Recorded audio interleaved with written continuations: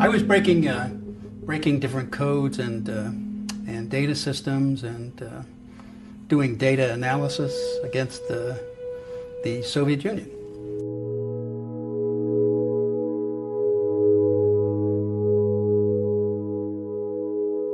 After 9/11, they took one of the programs I had done, or the back end part of it, and started to use it to spy on everybody in this country. So, and that was a program they created called Stellar Wind. That was the separate and compartmented from the regular activity that was ongoing, because it was doing domestic spying. All the equipment was coming in. I knew something was happening, but then when the contractors I had hired came and told me what they were doing, it was clear where all the hardware was going and what they were using it to do. It was simply a different input. Instead of being foreign, it was domestic input. Somebody told me that they can listen to what we're saying by my having this, even if it's turned off. Yes. Here's the real grand design. Every domain, think of a domain as an activity, a specific type of activity. Phone calls, or banking is another domain.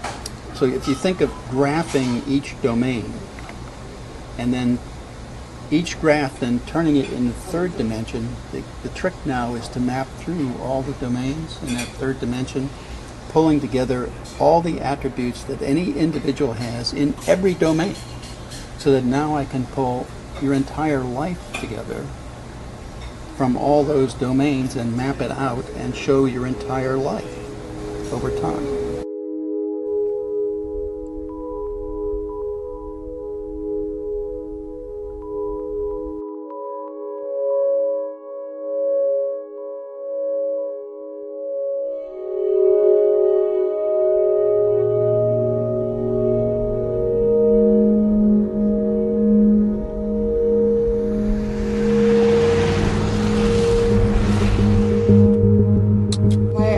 Why you're not afraid? Why should I be? Because if what you're saying it was possible, it would be revolutionary and people would have a vested interest in preventing that from happening. I'm too old to be afraid. I'm too old.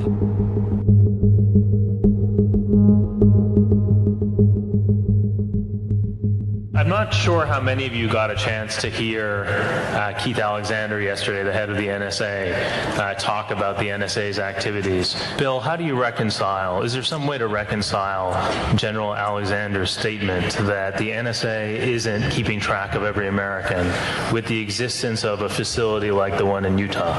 NSA's charter, and it was a legitimate one, was to do foreign intelligence, and I was with that all the way, and I did the best I could in that job. Unfortunately, they took those programs that I built and turned them on you, and I'm sorry for that. I didn't intend that, but they did that. What you're describing really is hard to reconcile with the laws, as the laws are generally understood by the lawyers who work with them. Most people are familiar with the Webster's definition of intercept.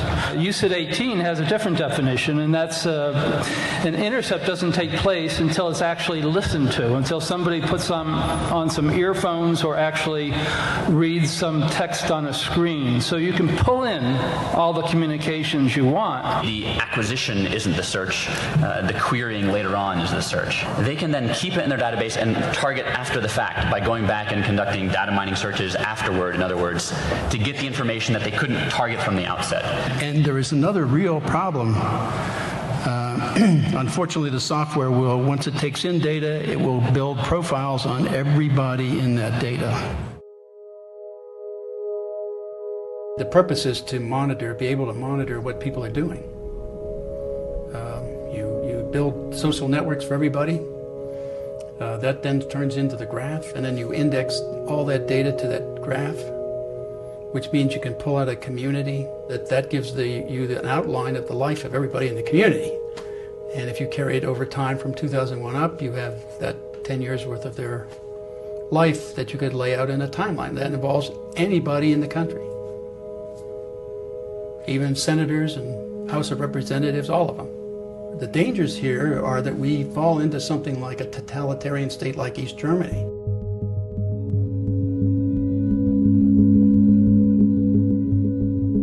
Well, they came in guns drawn, in my house. They didn't do that to the others, but they did to me. I guess, I don't know. They thought I was probably the most dangerous of all, so I don't know. I don't know what was in their minds, okay. So, but they did that, and they came in and pointed the gun at me when I was getting out of the shower at the time, so they pointed a gun right at my old head, said, hey. So, I wasn't too upset. I just said, yeah, suppose I could get dressed here.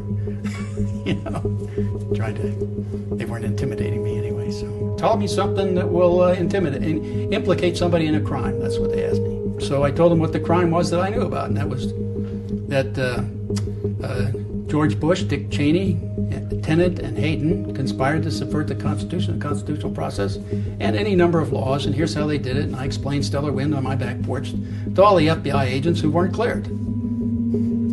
So they had a problem.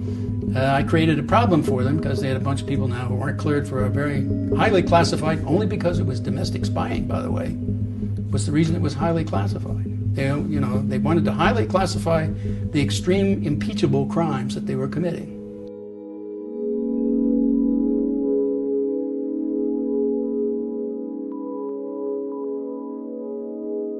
It needs to be out in the open. We need to, as a democracy, we need to say, do we want our government doing this or not? And do we want our government to have this data or not?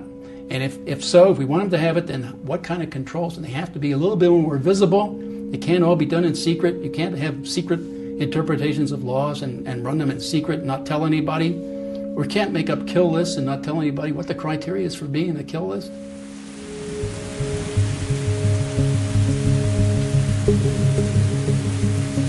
This is something the KGB, the Stasi, or the Gestapo would have loved to have had about their populations. So, I mean, and just because we call ourselves a democracy, right, doesn't mean we will stay that way. That's the real danger. And we, the people, may have absolutely nothing to say about it. We haven't had anything to say so far.